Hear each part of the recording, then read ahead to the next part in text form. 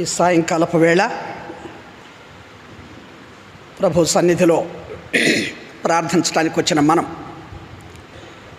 కొంత సమయం, కొద్ది నిమిషాలు, కొన్ని మాటలు ప్రార్థన కొరకైన తలంపులు చూసుకొని మనమందరం కలిసి ప్రార్థనలో ఏకీభవిద్దాం. ప్రభు సహాయం కోసం చిన్న ప్రార్థన. ప్రేంగల్ని ప్రభువా, దయగలిగిన తండ్రి, నీ పరిశుద్ధమైన పవిత్రమైన నామమునకు వందనాలు రోజాడవలెనో. ప్రభువా, మా యొక్క అక్కరలు, మా అవసరాలన్నింటినీ నీ సన్నిధిలో ఎలా మేము విన్నవించుకోవాలనో మాకు నేర్పించండి. అందుకొరకైనా నీ లేఖన భాగాల్లో నుంచి మమ్మల్ని సిద్ధపరిచి ప్రార్థనాత్మతో నింపి సమయము, వాక్యము మాకందరికీ దీవెనకరంగా చేయమని యేసు ప్రభు పరిశుద్ధమైన నామములో ప్రార్థించి వేడుకొంచున్నాము తండ్రి, ఆమెన్. దయచేసి చూడండి, కొలస్సీలకు రాసిన పత్రిక కొన్ని మాటలు మాత్రం మనం చూసుకొని ప్రార్థనకు ఎక్కువ సమయం ఇచ్చుకోవాలి కనుక ప్రార్థనలో మనము కొనసాగుదాం. కొలస్సీ పత్రిక 4వ అధ్యాయం ఒక మాట చదువుకుందాం మనమందరం కలిసి. కొలస్సీ పత్రిక 4వ అధ్యాయము 12వ వచనాన్ని మనమందరము కలిసి చదువుకుందాం. మీలో ఒకడును క్రీస్తు యేసు దాసుడునైన ఎపఫ్రా మీకు వందనములు చెప్పుచున్నాడు. మీరు సంపూర్ణులను, ప్రతి విషయములో దేవుని చిత్తమును గూర్చి సంపూర్ణాత్మ నిశ్చయత గలవారునై నిలుకడగా ఉండవలెనని ఇతడెల్లప్పుడూ మీ కొరకు తన ప్రార్థనలలో పోరాడుచున్నాడు. ఇక్కడ సంఘములో ఉన్న ఒక విశ్వాసి, ఆయన అంతగా ప్రముఖమైనటువంటి వ్యక్తి కూడా కాదు, కానీ సంఘములో ఉన్న ఒక విశ్వాసి తను ఎలా ప్రార్థన పోరాటం చేస్తున్నాడో, దేని విషయమై పోరాటం చేస్తున్నాడో అపొస్తలుడైన పౌలు ఇక్కడ కొలస్సీ సంఘానికి రాస్తూ చెప్తున్నాడు ఈ మాట. ప్రియులారా, ప్రార్థన పోరాటం. ఈనాడు లోకంలో పోరాటాలు చాలా జరుగుతున్నాయి, మనం ఎరుగుదాం. దేని కొరకు జరుగుతున్నాయి? యాకోబు పత్రిక 4వ అధ్యాయం 1-2 వచనాల్లో అంటారు, మీరు దేని కొరకు పోరాడుతున్నారు? లోకంలో మనం ఈనాడు చూస్తున్నాం, ప్రపంచంలో అందరిని కూడా అలర్ట్ చేసి ఆకర్షిస్తున్న ఒక పోరాటం జరుగుతూ ఉంది, రష్యాకు ఉక్రెయిన్కి మధ్య. దేనికోసం పోరాటం చేస్తున్నారు వీళ్ళు? ఇక్కడ ఆత్మీయమైన పోరాటాన్ని గురించి అపొస్తలుడైన పౌలు రాస్తూ ఒక వ్యక్తి యొక్క ఆ ప్రార్థన పోరాటాన్ని ఇక్కడ మనకు ఒక ప్రోత్సాహకరంగా ఉండేదానికి తెలియజేస్తూ ఉన్నాడు. ఈ సాయంకాలపు వేళ సంఘములో చేరి వచ్చిన మనం కూడా విశ్వాస సంబంధమైన పోరాటంలో భాగస్వాముల మౌటికై మనము ఈ ప్రార్థన పోరాటాన్ని కలిగి ఉండాలి. చూడండి, 12వ వచనం, కొలస్సీ 4:12 అంటాడు, మీలో ఒకడును క్రీస్తు యేసు దాసుడునైన ఎపఫ్రా మీకు వందనములు చెప్పుచున్నాడు. మీరు సంపూర్ణులను, ప్రతి విషయములో దేవుని చిత్తమును గూర్చి సంపూర్ణాత్మ నిశ్చయత గలవారునై నిలుకడగా ఉండవలెనని ఇతడు ఎల్లప్పుడూ మీ కొరకు తన ప్రార్థనలలో పోరాడుచున్నాడు. ఒక మంచి ప్రార్థన.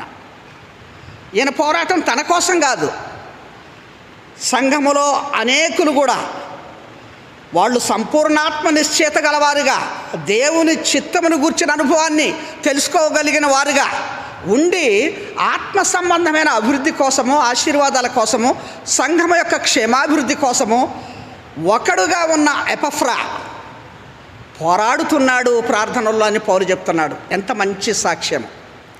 ప్రార్థనా పోరాటం. ప్రియులారా, ఈనాడు మన జీవితాల్లో మన పోరాటము, మనుషుల్లో ఈ మధ్యన లోకములో ఆరాటము, పోరాటము ఎక్కువైపోయింది. దేని కొరకు ఆరాటమో, దేని కొరకు పోరాటమో మనము గమనిస్తూనే ఉన్నాం.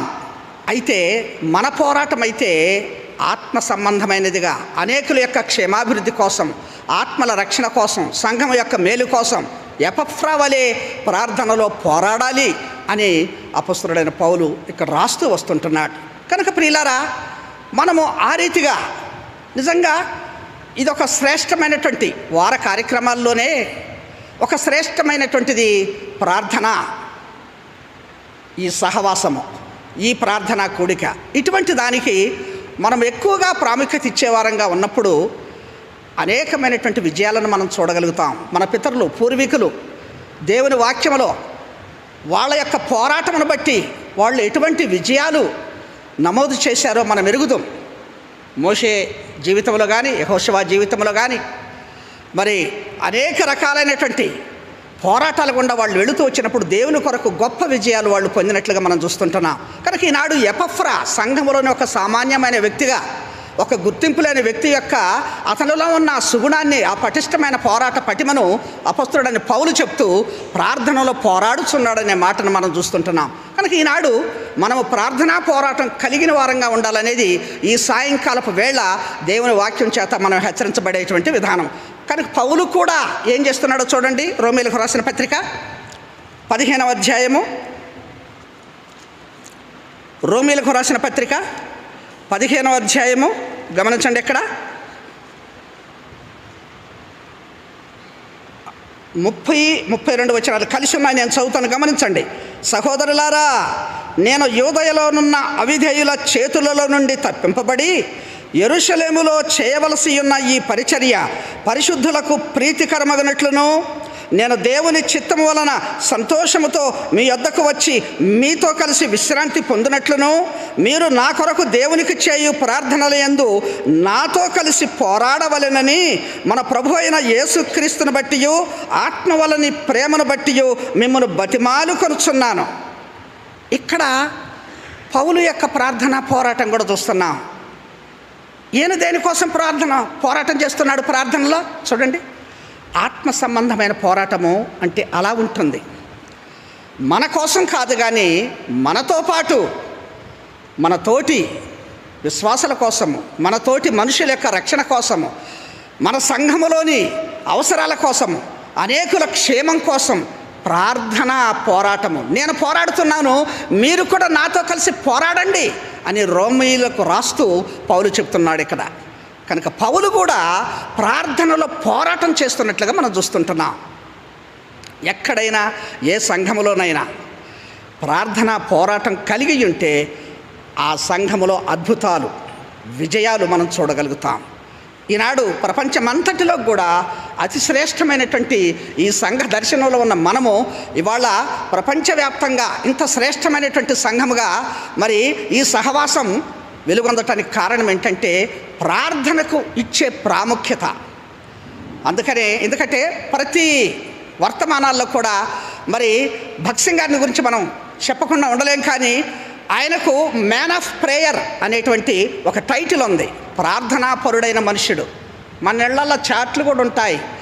కొంతమంది ప్రార్థనా పరులైనటువంటి ఆ వ్యక్తుల ఫోటోలతో వాళ్ళలో ఉన్న విశిష్టమైన లక్షణాన్ని ఒక ట్యాగ్ లైన్గా పెట్టి ఫ్రేములు ఉన్నాయి. అందులో భక్త్ సింగ్ గారు కూడా ఉంటాడు. ప్రార్థనా పరుడు ఆ మనుష్యుడు. అందుకనే ఇవాళ ప్రపంచంలో ఇంత శ్రేష్టమైనటువంటి ఒక భక్తి విశ్వాసాలు కలిగిన సంఘము, సహవాసంగా మనము దీన్ని అనుభవించగలుగుతుంటున్నాం. కనుక ప్రార్థనా పోరాటం పౌలు ఆ రీతిగా రోమీయులకు రాస్తూ కూడా మీరు కూడా నాతో కలిసి పోరాడండి ఈ ప్రార్థనల్లో. అక్కడంతా లిస్ట్ అవుట్ చేశాడు దేనికోసం. అక్కడ కూడా దేవుని యొక్క చిత్తాన్ని మనం సంపూర్ణంగా గ్రహించే విధానములో సంపూర్ణాత్మ నిశ్చయత గలవారంగా అని ఇక్కడ కూడా పౌలు అదే మాట రాస్తాడు. అక్కడ కొలస్సీ పత్రిక 4:12 కూడా అదే మాట రాస్తాడు. ఎపఫ్రా కూడా అందుకోసమే పోరాటం చేస్తున్నాడు ప్రార్థనలో.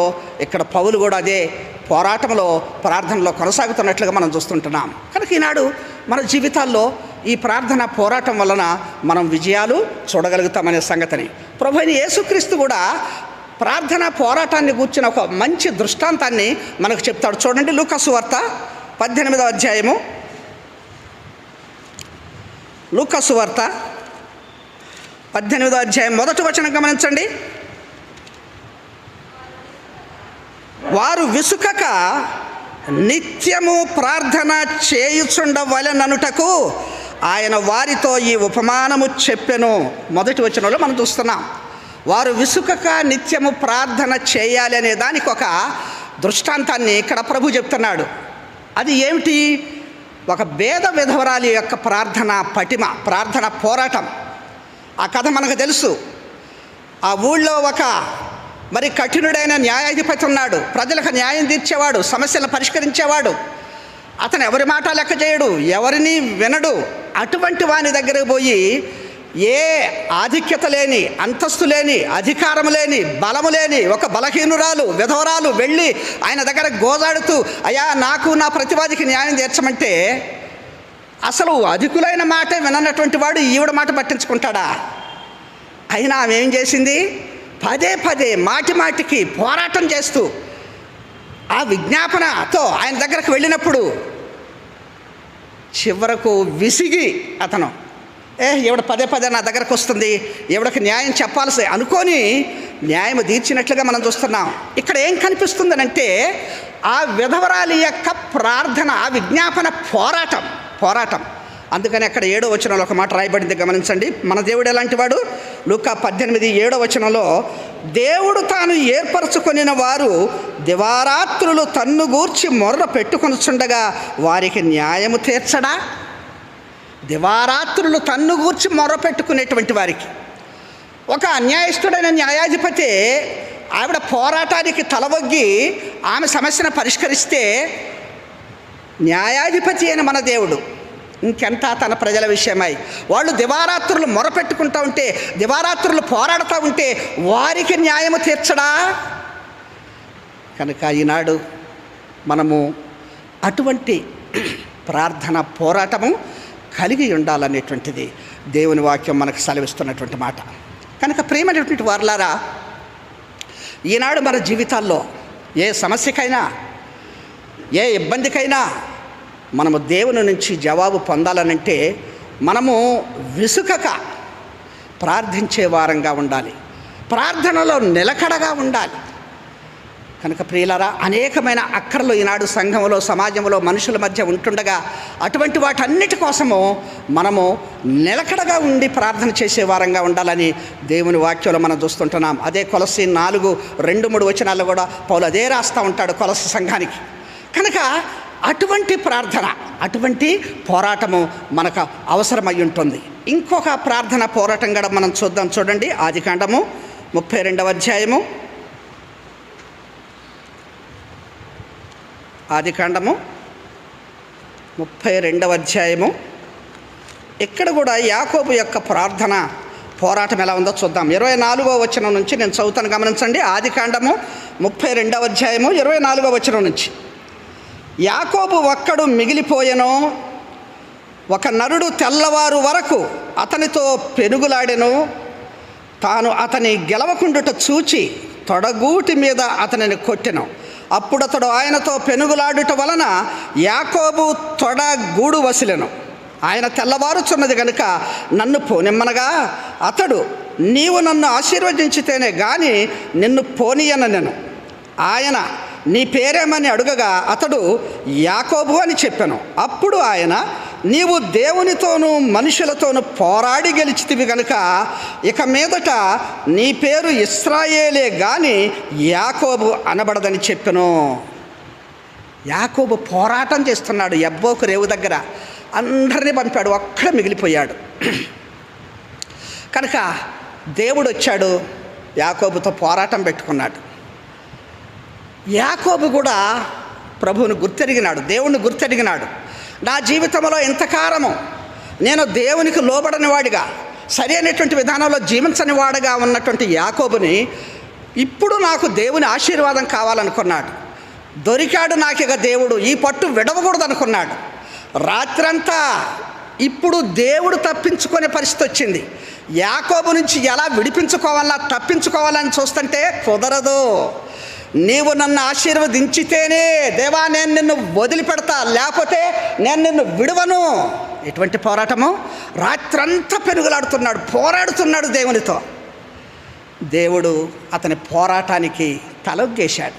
అప్పుడు అంటున్నాడు, నీవు మనుషులతోనూ దేవునితోనూ పోరాడి గెలిచావు, ఇక మీదట నీవు యాకోబువి కాదు, ఇశ్రాయేలు. సాధించాడు విజయాన్ని. ఈనాడు మన జీవితాల్లో యాకోబు లాంటి పోరాటం, పెనుగులాట దేవుని దగ్గర, ఆ ప్రార్థన పోరాటము మనకు అవసరమై ఉంది. అందుకనే ఒక శ్రేష్టమైన మాట యాకోబుని గూర్చి హోషేయ పత్రికలో రాయబడి ఉంది. చూడండి, 12వ అధ్యాయము, హోషేయ పత్రిక 12వ అధ్యాయము 3వ వచనం గమనించండి. ఒక మాట,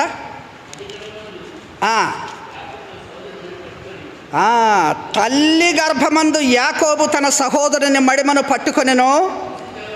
మగసిరి కలవాడై అతడు దేవునితో పోరాడెను. చాలు, బా ఎంత శ్రేష్టమైనటువంటి మాట. మగసిరి కలవాడై అతను దేవునితో పోరాడెను. అతని పోరాటము తల్లి గర్భంలో ఉండగానే ఆరంభమైంది తెలుసా?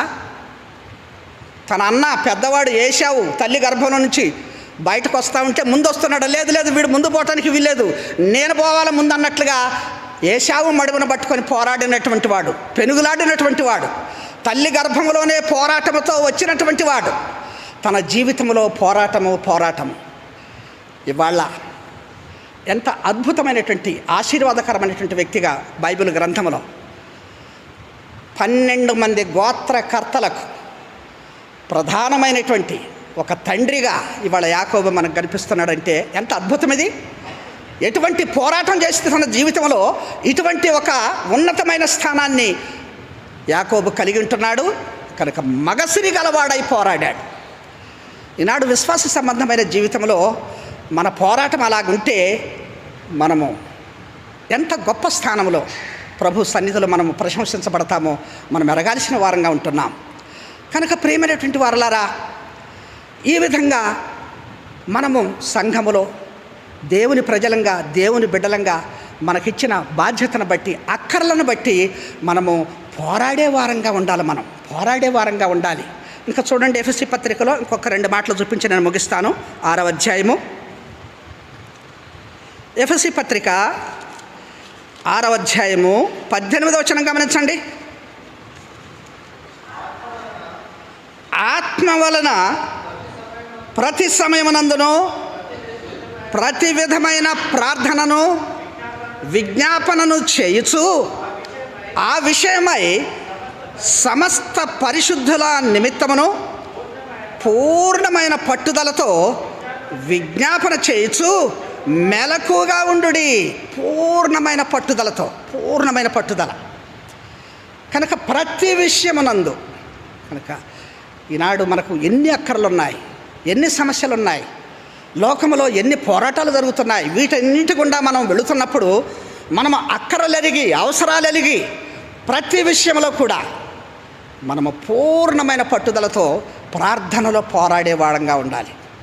అటువంటి ప్రార్థన మన జీవితాల్లో ఉంటే అది మనకు ధన్యకరమైనటువంటి సంగతి ప్రియులారా. అందుకనే ఇంకొక మాట కూడా చూడండి. రోమపత్రిక 12వ అధ్యాయం 12వ వచనంలో ఒక మాట రాయబడింది. నిరీక్షణ గలవారై సంతోషించుచు శ్రమయందు ఓర్పు గలవారై ప్రార్థనయందు పట్టుదల కలిగి ఉండుడి.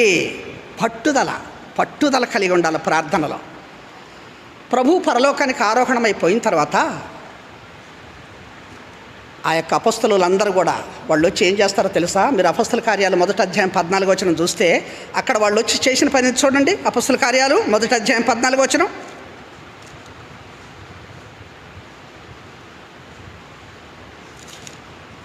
అపొస్తల కార్యములు 1వ అధ్యాయం 14వ వచనం.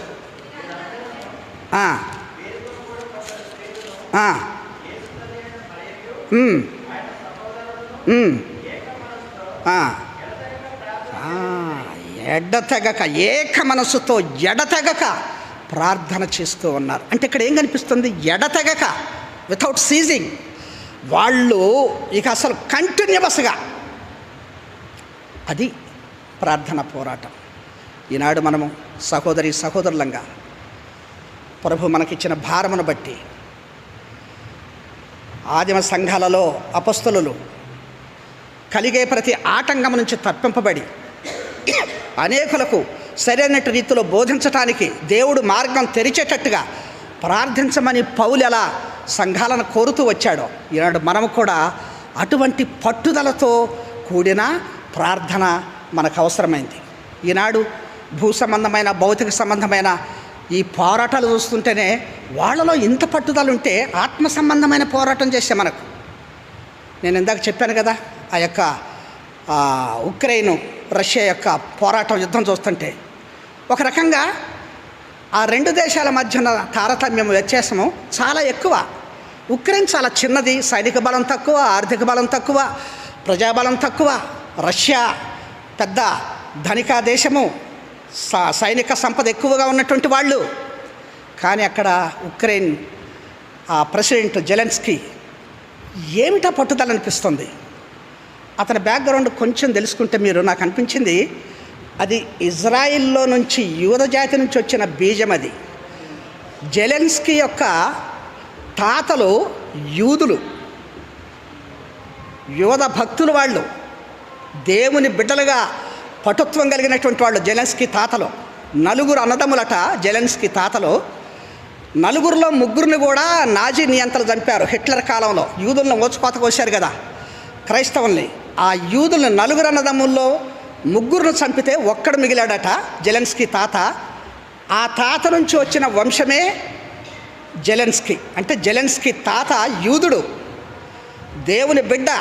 నేను అనుకుంటాను, నాకు ఇది విన్న తర్వాత అనిపించింది, ఈ పోరాటం ఎలా చేస్తున్నాడంటే ఇతనిలో తన పితరుల యొక్క బీజం ఉన్నది, పోరాటం చేస్తాడు అంటున్నాడు. ఇప్పటికి కూడా మేము తగ్గము, మా పోరాటాన్ని విడిచిపెట్టము, మా దేశ ప్రజల క్షేమం కోసం మేము పోరాడతాం అని జెలెన్స్కీ స్టేట్మెంట్ చూస్తుంటే, ఆ బీజము దేవుని ప్రజలమైన మనలో కూడా ఉండాలి. ఆ పోరాటము మనలో కూడా ఉండాలి. మనము కూడా అటువంటి ప్రార్థన పోరాటం కలిగినటువంటి వారమై, ప్రస్తుతం మనకున్న అక్కర్ల నిమిత్తమై, అవసరాల నిమిత్తమై ఇటువంటి వాక్యము చేత పురికొల్పబడి, ప్రోత్సాహపరచబడి మనం ఏం చేయాలా, చేయవలసిన ప్రార్థన ఎలాంటిదిగా ఉండాలా? ఒక్క మాట చదివి నేను ముగిస్తాను. హెబ్రీ పత్రిక 4వ అధ్యాయము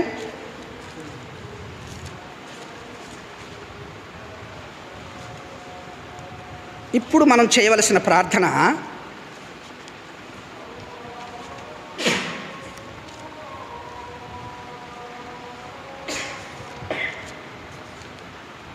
15-16 వచనాలు గమనించండి. హెబ్రీ పత్రిక 4వ అధ్యాయము 15-16 వచనాలు. మన ప్రధాన యాజకుడు మన బలహీనతయందు మనతో సహానుభవం లేనివాడు కాడు గాని, సమస్త విషయములలోనూ మన వలనే శోధింపబడినను ఆయన పాపము లేనివాడుగా ఉండెను. గనుక మనము కనికరింపబడి సమయోచితమైన సహాయము కొరకు కృప పొందునట్లు ధైర్యముతో కృపాసనమునొద్దకు చేరుదము. కనుక మనము కనికరింపబడి సమయోచితమైన సహాయము కొరకు, ఇప్పుడు సమయోచితమైన సహాయం కొరకు మనము దేవుని కృప పొందినట్లుగా ఆయన కృపాసనం వద్దకు వచ్చి మన ప్రార్థనలు, విజ్ఞాపనలు మనం తీసుకుని వద్దాం. కనుక సమయోచితమైన సహాయం అంటే ప్రస్తుతం మన సంఘం యొక్క అక్కర్లు, సంఘంలో ఇబ్బంది పడుతున్న వారి కొరకు, వ్యాధిగ్రస్తులైన వారి కొరకు, అక్కర్ల గుండా వెళ్ళే వారి కొరకు, మందిర నిర్మాణం కొరకు, కనుక వార కార్యక్రమాల కొరకు, సంఘ పరిచర్య కొరకు, అనేక అవసరతల కొరకు సమయోచితమైన సహాయం ప్రభువా మాకు దయచేయి అని చెప్పి మనమందరం కూడా ప్రభు కృప పొందినట్లుగా ఆయన కృపాసనం వద్ద సాగిలపడి ప్రార్థనలో మనం కొంత సమయాన్ని గడుపుదాం.